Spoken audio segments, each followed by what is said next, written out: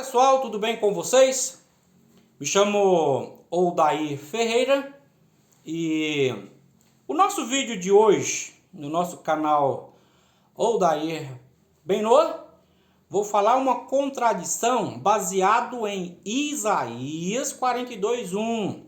E o nosso tema para mais esse nosso vídeo é: quem é o servo de Isaías 42:1? De quem Isaías está falando? Então, para ter um melhor acompanhamento desses nossos vídeos, eu gostaria de enumerar cada tema como este, por exemplo, que estou falando agora. Contradição número 1. E voltando ao texto, quem é o servo de quem Isaías está falando afinal?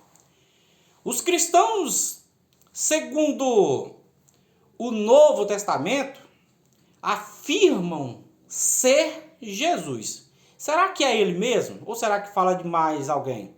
Será que depois de uma boa analisada no contexto deste capítulo, podemos chegaríamos a uma conclusão a respeito de que servo de quem Isaías está falando? Quem realmente, então, é o servo de Isaías 42:1? Eu convido vocês a ver comigo algumas referências só no livro de Isaías. Não vamos fugir, não. Só no livro de Isaías para vermos se realmente fala dele mesmo. Afinal de contas, vamos analisar o contexto.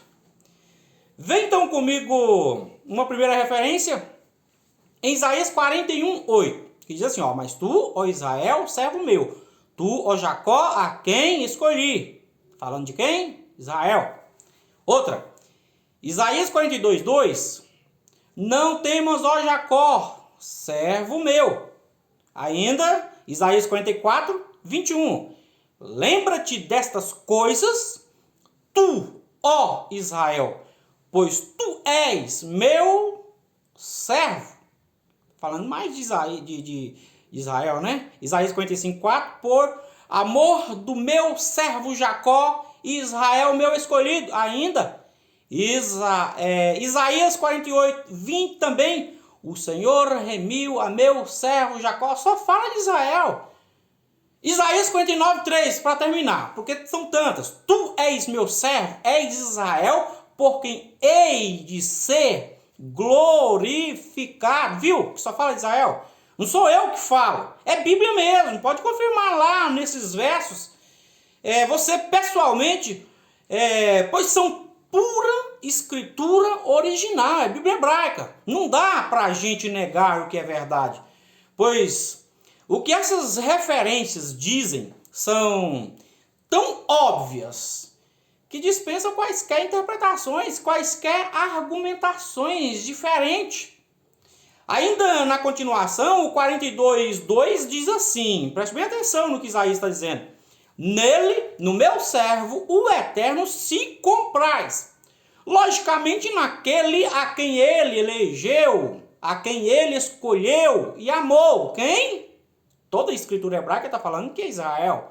Isaías 41:8, 44:1, Isaías 45:4. Israel é sempre o servo a quem a alma do Eterno tem prazer e espera nele cumprir o seu propósito. Israel espera, é em Israel que o Eterno vai cumprir o seu propósito.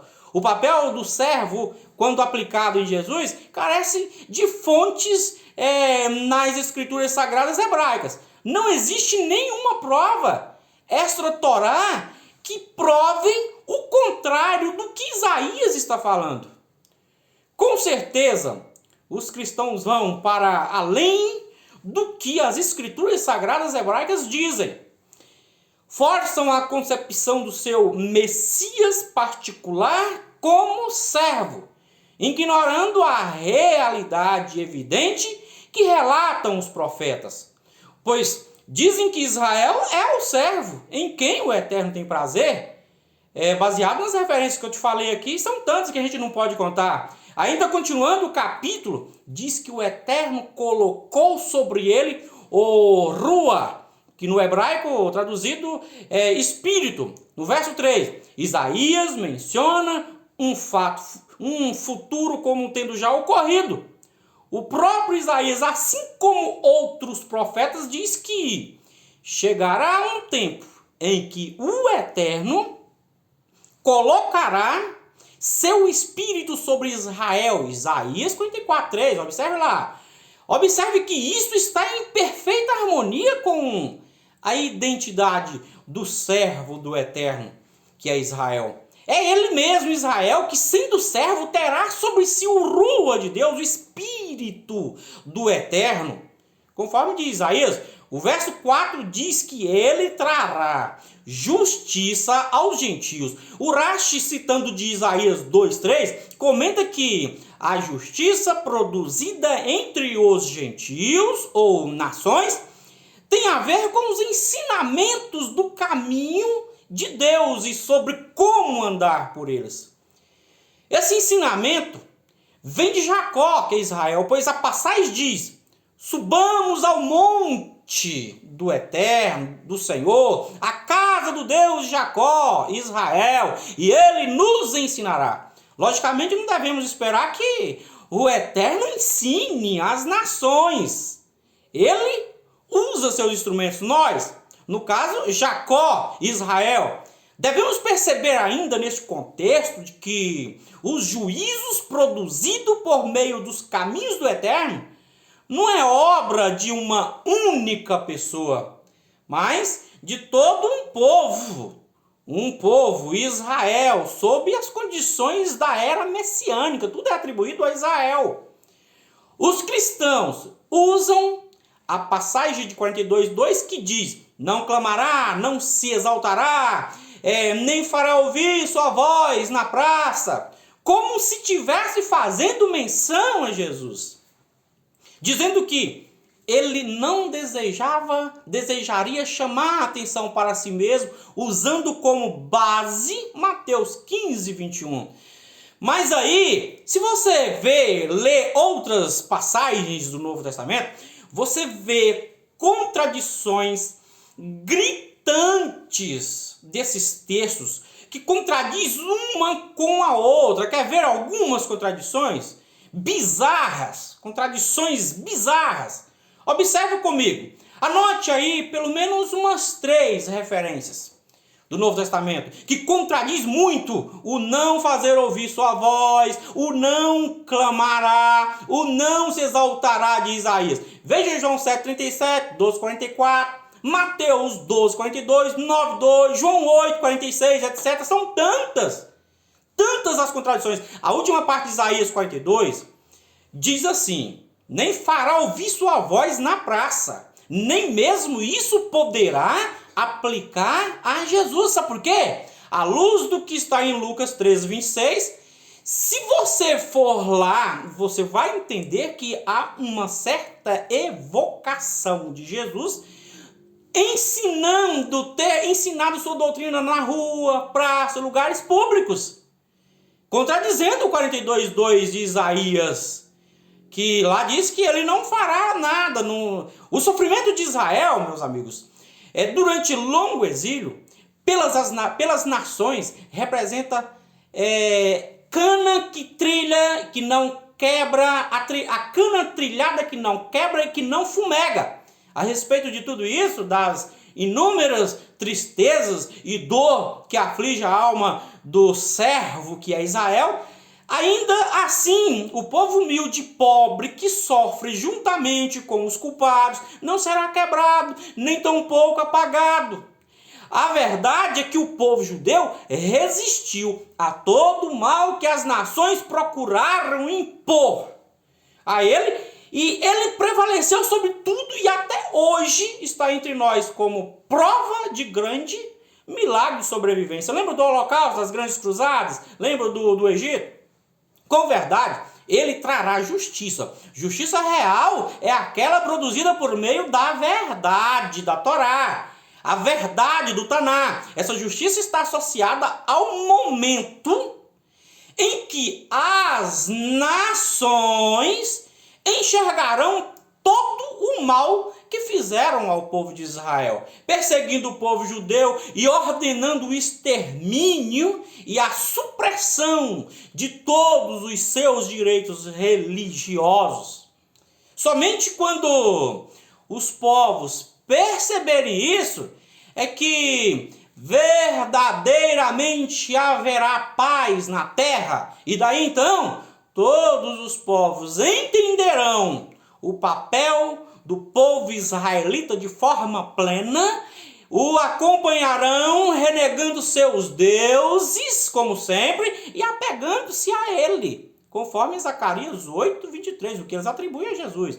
Mas, porém, não é, né? Isaías ainda diz: não faltará, nem será quebrado ou quebrantado, até que ponha na terra a justiça. Se isso fosse mesmo relacionado a Jesus e Yeshua, muitas coisas teriam que ser explicadas, como, por exemplo, para justificar a sua falta entre nós e também sobre sua morte. Afinal, mais de 2000 anos já se passaram desde que supostamente teria vivido entre nós. E também temos ainda as suas incansáveis promessas de um breve retorno que jamais aconteceu até hoje. Os cristãos esperam.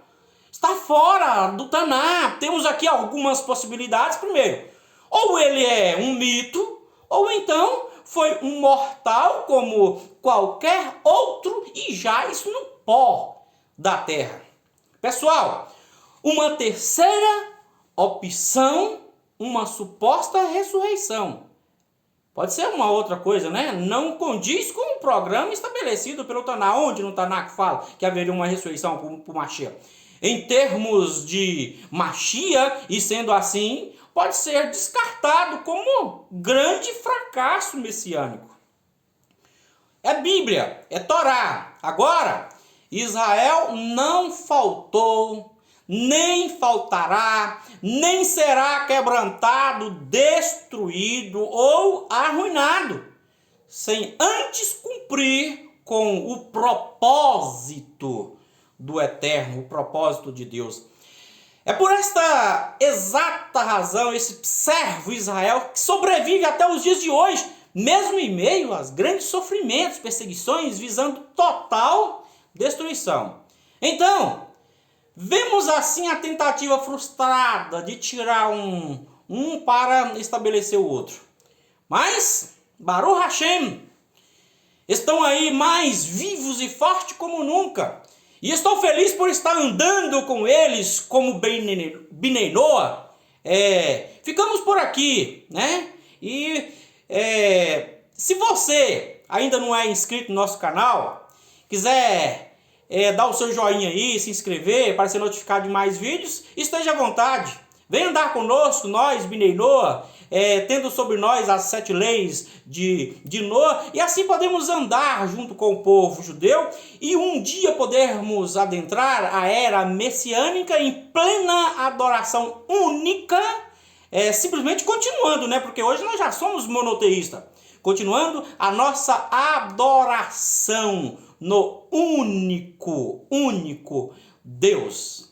Certo? Muito obrigado e tenha uma boa noite.